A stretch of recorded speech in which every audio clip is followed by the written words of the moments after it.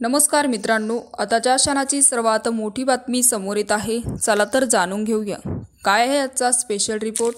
सविस्तर बातमी जाणून घेण्यापूर्वी आपण चॅनलवरती नवीन असाल तर चॅनलला सबस्क्राईब करा आणि बेल आयकॉन प्रेस करायला विसरू नका. धाराशिव नांदेडमध्ये मराठा आंदोलकांचे मनसे अध्यक्षांवर रोख, तर बीडमध्ये उद्धव सेनेच्या कार्यकर्त्यांकडून ताफ्यावर सुपारीची उधळणी करण्याने राज ठाकरे संतापले. यामागे शरद पवार व उद्धव ठाकरे यांची फूस असल्याचा आरोप देखील त्यांनी केला. या पार्श्वभूमीवर माझ्या नादी लागू नका, माझे मोहाळ उठले तर मी राज्यात तुमची एकही सभा होऊन देणार नाही, असा धमकीवाजही राज ठाकरे यांनी शनिवारी उद्धव ठाकरेंचं आणि शरद पवारांचं नाव न घेता केलं. तर दुपारी 1 वाजता त्यांनी संभाजीनगरमधून हा इशारा दिला. त्यानंतर रात्री 8 वाजता मनसे सैनिकांनी ठाण्यात उद्धव ठाकरे यांचे भगवा सप्ताहाची सभा उधळण्याचा प्रयत्न केला.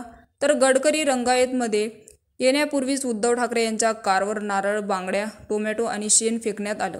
तर सभागृहाबाहेर घोषणाबाजी करण्यात आली. या दोन्ही गटात कार्यकर्त्यात बाचाबाची झाली.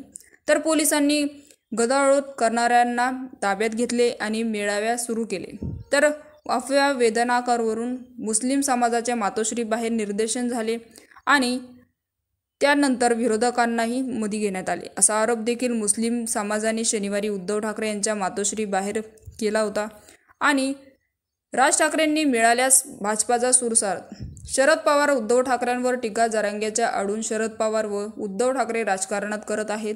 काही पत्रकार राजकारणात करत आहेत. त्यापैकी कुणाला काय करायचे मी ते जाहीर करून चौकशी करेल, असं देखील त्यांनी म्हणाले. तर अजितदादाचे समर्थक आणि अजित पवारांनी कधी जातीय राजकारण केलं नाही. आर्थिक निकषावर आरक्षण द्या असे मी 2006 पासून तो सांगत आहे. तर पवार उद्धव ठाकरे यांनी मराठा आरक्षणासाठी कधीही प्रमाणित प्रयत्न केले नाही, असं देखील त्यांनी म्हणाले.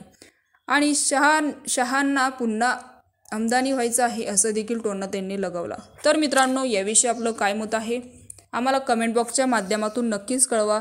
आणि चॅनलला अजूनही सबस्क्राईब केलं नसेल तर चॅनलला सबस्क्राईब करा, बेल आयकॉन प्रेस करा, जेणेकरून असेच नवनवीन व्हिडिओ आणि राजकीय घडामोडी सर्वप्रथम तुम्हाला या चॅनलवरती बघायला मिळतील. तूर्तास धन्यवाद. जय महाराष्ट्र.